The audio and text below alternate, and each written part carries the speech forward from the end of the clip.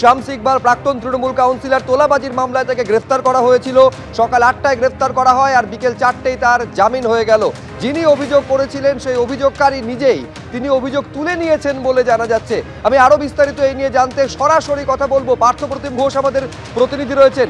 অর্থাৎ পার্থ, গ্রেফতারি সকাল 8টায়, 8 ঘন্টার মধ্যে জামিন হয়ে গেল শামস ইকবালের।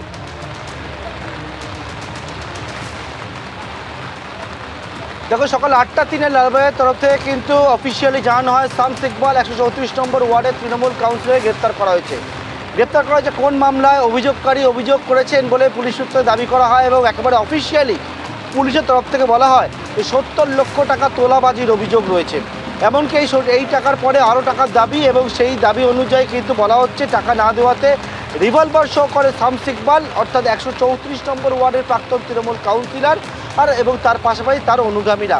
তার পরবর্তীকালে সারাদিনভর একবার নাটকীয় পরিস্থিতি আমরা দেখতে পেলাম, যেখানে হচ্ছে শামস ইকবালকে একবার থানা থেকে বের করার সময় পুলিশ একবার ঢাল দিয়ে গার্ড করে কোনো রকমভাবে তাকে তুলছে।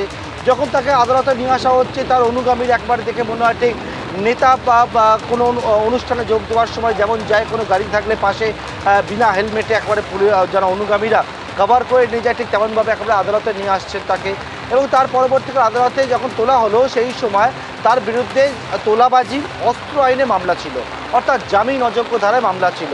কিন্তু আদালতে আসার পরবর্তীকালে একটা এফিডেভিট জমা দেন যিনি অভিযোগকারী, এবং সেই অভিযোগকারী এফিডেভিট জমা দিয়ে বলেন তার কোনো অভিযোগই নেই এবং অভিযোগ একবার তুলে নেওয়া হয়েছে। অভিযোগকারীর আইনজীবী জানান যে একেবারে আদালতে যে দুপক্ষই তারা রাজি রয়েছে, এবং অর্থাৎ একেবারে অভিযোগকারী আইনজীবী আদালতকে জানান যে মিয়া বিবি রাজি এক্ষেত্রে, এবং সেই জায়গায় তারা কিন্তু অভিযোগ তুলে নিচ্ছেন এবং অভিযোগ যে তুলে নিচ্ছেন এবং তার পরবর্তীকালে যিনি তদন্তকারী অফিসার তাকে বিচারক ডাকেন এবং ডাকার পরে তার সঙ্গে যখন কথা বলার পর তিনি কিন্তু একেবারে কাঠগড়ায় হেসে তিনি সম্মতি দেন যে অভিযোগ তুলে নিচ্ছেন।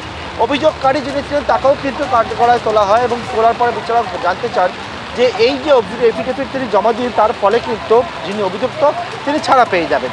তিনি একেবারে ঘাট নিয়ে সম্মতি দেন এবং তারপরেই দেখলাম যে একেবারে শামস ইকবালকে তার জামিন হয়ে গেল এবং এই যে মামলা ছিল সেই মামলায় জামিন হয়ে গেল। অর্থাৎ সকাল 8টা 3 লালবাজার জানানো শামস ইকবাল ও যিনি 134 নম্বর ওয়ার্ডের তৃণমূল কাউন্সিলর আর প্রাক্তন তৃণমূল কাউন্সিলর এবং এলাকায় প্রভাবশালী নেতা হিসেবে পরিচিত সেই শামস ইকবাল ঘড়ির কাঁটা বিকেল 4টে বাজার আগেই, অর্থাৎ 8 ঘন্টার আগেই কিন্তু একেবারে অনায়াসে জামিন পেলেন। এবং অভিযোগকারী 2023 সালে যে ভয় পেয়েছিলেন, তার কাছ থেকে টাকা চাওয়া হয়েছিল বলে অভিযোগ করেছেন, বা তার পরবর্তীকালে আজকে একেবারে অভিযোগকারী জানিয়ে দেন যে তিনি অভিযোগ তুলে নিচ্ছেন এবং এই অভিযোগটা গতকালকে তিনি গার্ডেন ব্রিজ থানার কাছে দায়ের করেছিলেন এবং একেবারে দুপক্ষের আইনজীবীরা যে বিষয়ে জানিয়েছেন, এমনকি অভিযোগকারীর আইনজীবীও জানিয়েছেন যে একই পাড়ায় থাকে, নিজেদের মধ্যে বোঝাপড়া হয়ে গেছে, অর্থাৎ গোটা বিষয় নিজেদের মধ্যে আলোচনা হয়ে গেছে।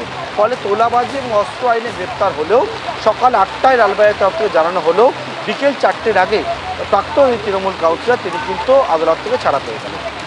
পার্থ, তুমি আমাদের সঙ্গে থাকো। একেবারে তোলাবাজি এবং অস্ত্র আইনে জামিন অযোগ্য ধারায় মামলা করা হয়েছিল এবং তারপর গ্রেফতার করা হয়েছিল, আর যার অভিযোগের ভিত্তিতে গ্রেফতারি হয়েছিল সেই অভিযোগকারী তিনি নিজে আদালতে গিয়ে হলফনামা দাখিল করে জানালেন যে তার কোনো অভিযোগ নেই, তিনি অভিযোগ প্রত্যাহার করছেন এবং তারপরে জামিন হয়ে গেল শামস ইকবালের। আমি এইখানে দর্শকদের একবার শোনাবো যে আইনজীবী তিনি কি বলছেন।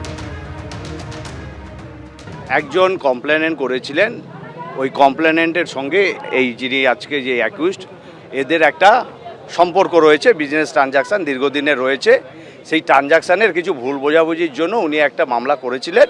আজকে সেটা তাদের দুপক্ষ, যেহেতু তারা দীর্ঘদিনের দুজনেরই খুব বিজনেস ট্রানজাকশানের দুপক্ষই, তাই আজকে ওনারা বসে আবার ওদের কম্প্রোমাইজ হয়ে গেছে। হ্যাঁ, তা কম্প্রোমাইজ যিনি মামলা করেছেন উনিও মামলা তুলে নিতে চান, আর যার বিরুদ্ধে করেছেন উনিও কমপ্লেনেন্টের যা বক্তব্য সেটা উনি শুনে নিয়েছেন সম্পূর্ণ একদম। আমরা ডিফেক্টো হয়েছিলেন আমাদের সুব্রত সর্দার, আমরা শামস ইকবাল। আপনারা জানেন যে একের পর এক অভিযোগে কলকাতা পুরসভার একাধিক প্রাক্তন তৃণমূল কাউন্সিলরের গ্রেফতারি হয়েছে। যে তালিকায় নবতম সংযোজন এই 134 নম্বর ওয়ার্ডের প্রাক্তন তৃণমূল কাউন্সিলর শামস ইকবাল। শুরুটা হয়েছিল সুদীপ পল্লেকে দিয়ে। 123 নম্বর ওয়ার্ডের প্রাক্তন তৃণমূল কাউন্সিলর সুদীপ পল্লেকে গ্রেফতার করা হয় 23শে মে। 2রা জুন গ্রেফতার হন সচিন সিং। 3রা জুন গ্রেফতার করা হয় অরিজিৎ দাস ঠাকুরকে। ওই একই দিনে 42 নম্বর ওয়ার্ডে প্রাক্তন তৃণমূল কাউন্সিলর মহেশ শর্মা গ্রেফতার হন। ওই দিনই 114 নম্বর ওয়ার্ডের প্রাক্তন তৃণমূল কাউন্সিলর বিশ্বজিৎ মণ্ডলকে গ্রেফতার করা হয়। 6 জুন গ্রেফতার করা হয় 101 নম্বর ওয়ার্ডের প্রাক্তন তৃণমূল কাউন্সিলর বাপ্পাদিত্য দাশগুপ্তকে। 7 জুন গ্রেফতার করা হয় 39 নম্বর ওয়ার্ডের প্রাক্তন কাউন্সিলর মোহাম্মদ জসিমউদ্দিনকে।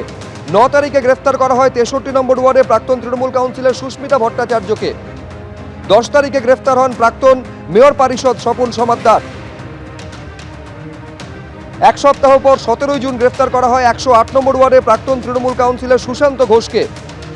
27 জুন গ্রেফতার করা হয় 104 নম্বর ওয়ার্ডের প্রাক্তন তৃণমূল কাউন্সিলর তারকেশ্বর চক্রবর্তীকে। এবং আজ গ্রেফতার করা হলো শামস ইকবালকে, কিন্তু গ্রেফতারির পর 8 ঘন্টার মধ্যেই আদালতে তোলার পরই জামিন পেয়ে গেলেন শামস ইকবাল।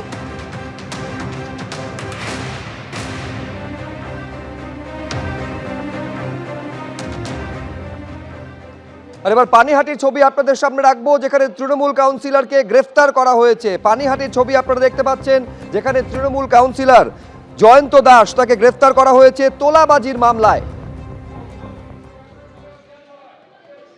এবিপি আনন্দ, এগিয়ে থাকে, এগিয়ে রাখে।